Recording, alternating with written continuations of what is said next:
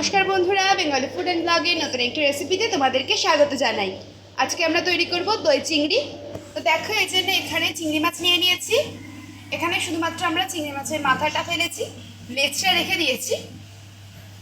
এখানে মশলার মধ্যে আছে রসুন, এখানে নিয়েছি এক টুকরো লেবু, কাঁচা লঙ্কা বাটা, আদা বাটা। এখানে গুঁড়ো মশলার মধ্যে সমস্ত রকম গুঁড়ো মশলাগুলো রয়েছে। আছে কিছু গোটা মশলা, ছোটো এলাচ, নিয়েছি পেঁয়াজ বাটা, ফেটিয়ে রাখা টক দই, লবণ, সর্ষে তেল। এদিকে কড়াই গরম বসিয়ে দিয়েছি। কড়াই দিয়ে দেব পরিমাণ মতন তেল।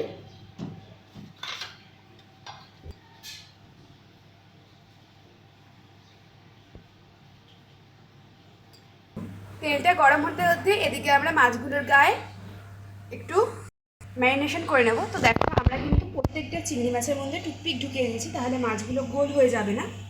চলো এক এক করে ম্যারিনেশনের জন্য যা যা লাগবে দিয়ে দিচ্ছি হলুদ গুঁড়ো,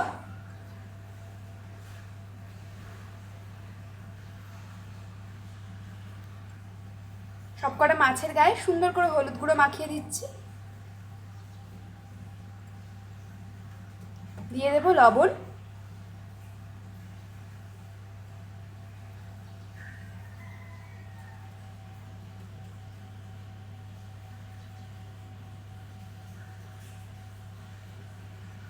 আর দিয়ে দেবো সামান্য একটু লেবুর রস।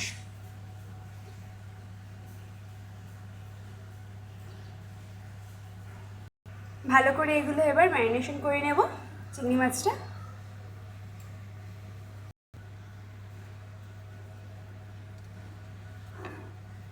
এগুলোকে ভালো করে ম্যারিনেট করে নেব।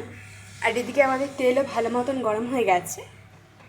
চিংড়ি মাছটা ম্যারিনেট করে রাখার দরকার নেই, সুন্দর করে ভেজে নেব এবারে। দারুণ কিন্তু ওদিক থেকে একটা গন্ধ বেরোচ্ছে।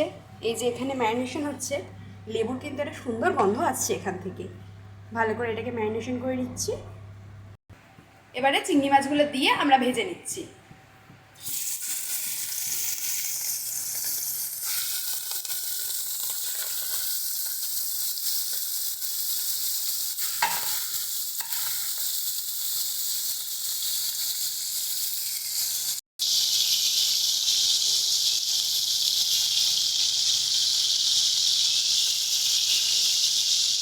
যেহেতু টুথপিক দেওয়া হয়েছে, তো চিংড়ি মাছগুলো দেখবে না, বেশ সুন্দর লাগবে দেখতে অনুষ্ঠান বাড়ির স্টাইলে।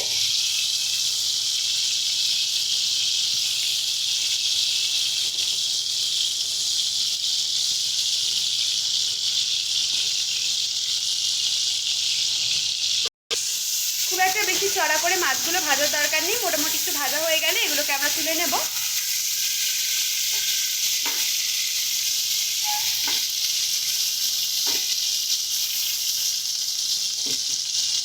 এবারে বাকি যে মাছগুলো আছে সেগুলোকে দিয়ে ভেজে নেব।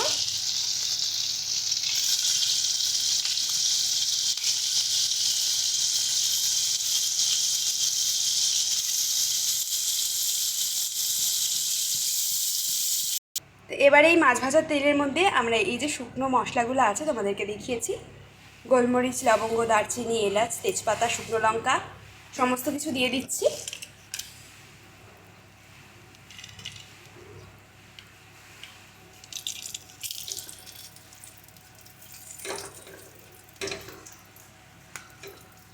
সুন্দর কিন্তু একটা গন্ধ বেরোচ্ছে দারচিনির আর শুকনো লঙ্কা ভাজার। দিয়ে দেবো এবারে পেঁয়াজ বাটা,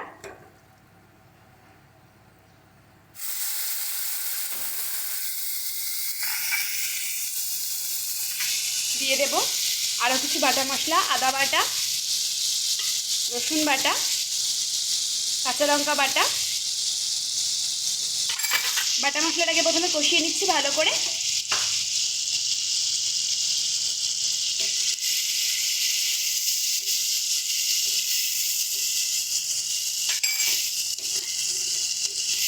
বাটা মশলাটাকে একটু কষিয়ে নেব, তারপরে দিয়ে দেবো এক এক করে গুঁড়ো মশলাগুলো। দিয়ে দিচ্ছি হলুদ গুঁড়ো,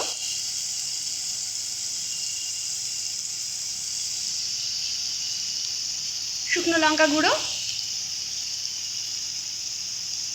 ধনে গুঁড়ো, জিরের গুঁড়ো,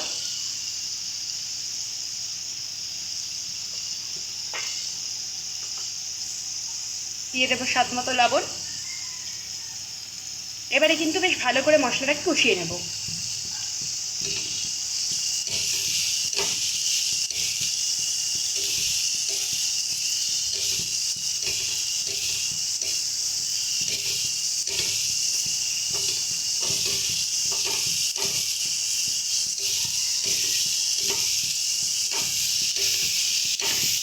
মশলা সুন্দর করে কষানো হয়ে গেছে, দিয়ে দিচ্ছি একটু সামান্য জল।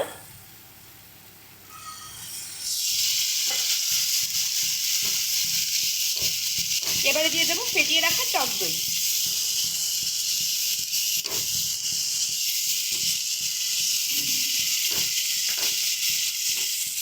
টক দইটা দিয়ে মশলার সঙ্গে মিশিয়ে নিয়ে দিয়ে দেবো জল।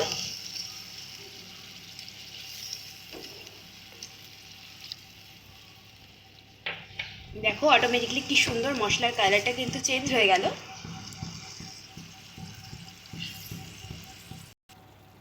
গ্রেভিটা কিন্তু আমাদের সুন্দরভাবে ফুটে এসছে, দুর্দান্ত একটা কালার এসছে কিন্তু দেখো সাইডে। তো এবারে দিয়ে দিচ্ছি আমরা আগে থেকে ভেজে রাখা চিংড়ি মাছগুলো।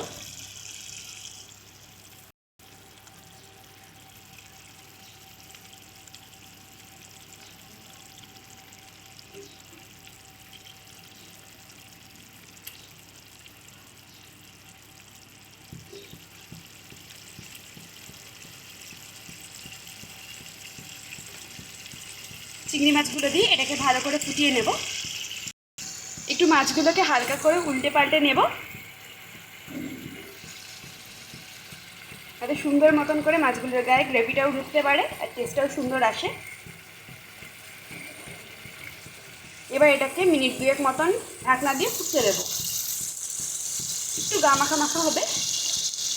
দেখো এটা একদম গা মাখা মাখা হয়ে গেছে। দিয়ে দিচ্ছি একটু গরম মশলা গুঁড়ো,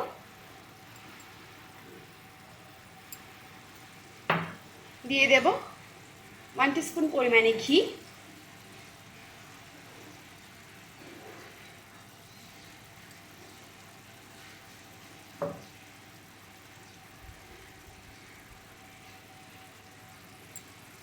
একটু হালকা নাড়াচাড়া করে এটাকে আমরা নামিয়ে নেব।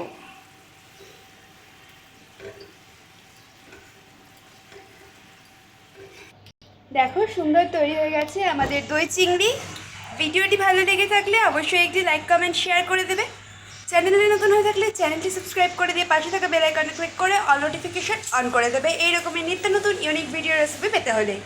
ধন্যবাদ সকলকে।